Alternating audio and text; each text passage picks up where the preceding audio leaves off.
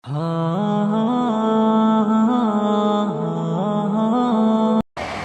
لله الذي هدانا لهذا وما كنا لنهتدي لولا أن هدانا الله، والصلاة والسلام على رسول الله صلى الله عليه وسلم. أما بعد، أعوذ بالله من الشيطان الرجيم. بسم الله الرحمن الرحيم. واعتصموا بحبل الله جميعا ولا تفرقوا. جو اے مومنوں، اب اس کی رفتار بن جاؤ، شریعت کے تحفظ کا علمبردار بن جاؤ، زمانے میں مسلمانوں اشداء اور کفار بن جاؤ. برادران اسلام، آج بھی اس غربتان دور میں دشمنان اسلام بڑی تیزی سے ابھر رہے ہیں اور عالمی پیمانے پر مسلمانوں کو تباہ و برباد کرنے کی طرح طرح سازشیں کر رہے ہیں. کبھی وہ شریعت مظاہرہ پر طرح طرح تنقید کر رہے ہیں، تو کبھی اسلامی تعلیم و تربیت کے شمع کو کل کرنے کی کوشش کر رہے ہیں، تو کبھی ملت شخص کو مٹا رہے ہیں، تو کبھی مساجد اور مدارس کو استعمال کر رہے ہیں. اسلامی تہذیب و تمدن پر مغربی جادو چلا رہے ہیں. علماء اکرام جو انبیاء اکرام کے والدین ہیں، ان کو دہشت گرد قرار دیا جا رہا ہے. مسلمانوں کی دکان اور مکان کو نظر آتش کیا جا رہا ہے. غلام مسلمان آج ہر موڑ پر گناہوں مسائل سے بے جان حال اور سرگرداں نظر آ رہا ہے. دوستو، کیا کبھی ہم نے اس کے بارے میں غور و فکر کیا ہے؟ ہرگز نہیں. یہ سب کچھ اس واسطے ہو رہا ہے کہ ہم نے آتے اللہ و آتے رسول سے اپنے روگردانی کو اپنا مقصد حیات سمجھ لیا اور امر بالمعروف اور نہی عن المنکر کے تقاضے کی خلاف ورزی کو اپنا وجہ امتیاز بنا لیا اور اللہ تعالیٰ کے اس فرمان عالیشان واعتصموا بحبل اللہ جميعا ولا تفرقوا پر عمل کرنا چھوڑ دیا اور اللہ کے پیارے رسول صلی اللہ علیہ وسلم کے باقاعدہ سنتوں کو پیش ڈال دیا. شاید ان سب تباہیوں اور بربادیوں کی یہی اسباب ہے. برادران اسلام، آج ہم اور اپنے تباہی و بربادی تنزل وقتی زندگی رسوائی کے اسباب پر غور کریں اور ان کو تباہ کرنے کے طریقہ سوچیں اور دیکھیں کہ یہ حاضر ہم سے کس چیز کا مطالبہ کر رہا ہے اور یہ نازک کیا مانگ رہا ہے. تو ہمیں اس لیے ذرا اپنا ماضی کا نظر گاہی سے مطالعہ کرنا ہوگا کہ ہمارا ماضی کتنا شاندار رہا ہے. ذرا اکابر نظام کا اسلام کرام کے کارناموں کو مد نظر رکھنا ہوگا کہ انہوں نے کس طرح ان وسطوں کو اپنے زیر نگی کیا، ان کا کیا رغبہ دبدبا تھا، ان کی کتنی عزت و عظمت تھی اور کس طرح باوقار زندگی بسر کرتے تھے.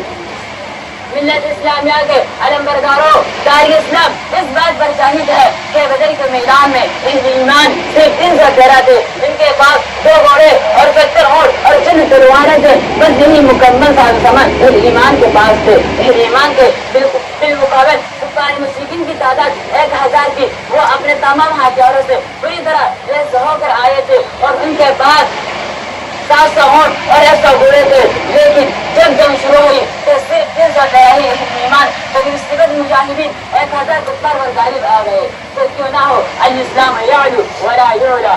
دوستو، آج مسلمان اس بات کو سن کر حیران ہے اور سوچتا ہے صحابہ کرام رضی اللہ علیہ اجمعین کی تعداد بہت کم تھی اور کفار کی تعداد زیادہ، لیکن صحابہ کرام کیسے کفار پر غالب آ گئے؟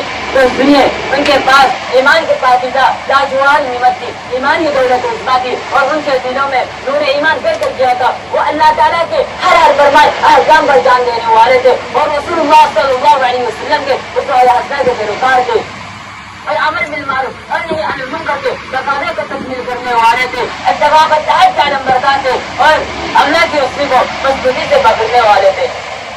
ملت اسلامیہ کے غیر فرزندوں، اگر مسلمان متحد و متفق ہو کر شریعت اسلامیہ پر بڑے طور پر عمل پیرا ہو جائے تو آج بھی پوری دنیا کی عمارت و قیادت ان کے ہاتھوں میں ہوگی. وہ کل اقرار گوزی پھر چوم لیں گی عظمتیں پڑھ کر ذرا قدم اگر اپنے اتحاد کی محکم نہ سازو.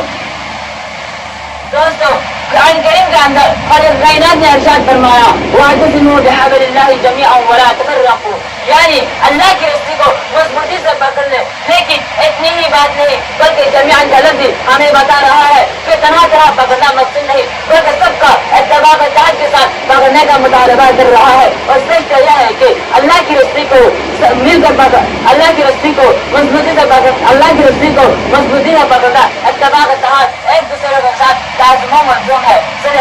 جب تک اللہ کی رسی ہمارا ہاتھوں میں تھی تب تک اتفاق اتحاد ہمارے مابین قائم تھا، اور جب سے اللہ کی رضی ہمارا ہاتھوں سے چھوٹی تب سے اتفاق اتحاد ہمارے درمیان سے رخصت کر دیا، ہمارے درمیان سے اتفاق اتحاد کی جگہ بہت سے اختلاف نے جنم لے لیا۔ اب اللہ کی رضی ہمارے ہاتھ میں بالکل نہیں۔ اس حقیقت کو شاعر مشرق علامہ اقبال رحمۃ اللہ علیہ نے اپنے خاص انداز میں یوں فرمایا ہے: اپنے اصلیت میں قائم تھا جو جماعت بھی تھی، چھڑ کر گل کر پریشان کاروانے گل ہوا۔ محترم حضرات، یہ وقت ہمیں پکار رہا ہے، ماضی کی کوتاہیاں ہمیں سدائی دے رہی ہے، مستقبل کا خطرناک اندیشہ ہمیں دھمکا رہا ہے، اور آج بھی شاعر مشرق ڈاکٹر علامہ اقبال رحمۃ اللہ علیہ کی روح پکار کر کہہ رہی ہے: منفعت ایک ہے، اس قوم کے نقصان بھی ایک ہی سب کا نبی، دین بھی، ایمان بھی ہے، حرام پاک بھی، اللہ بھی، قرآن بھی ہے، کچھ بڑی بات نہیں ہوتے جو مسلمان بھی ہے۔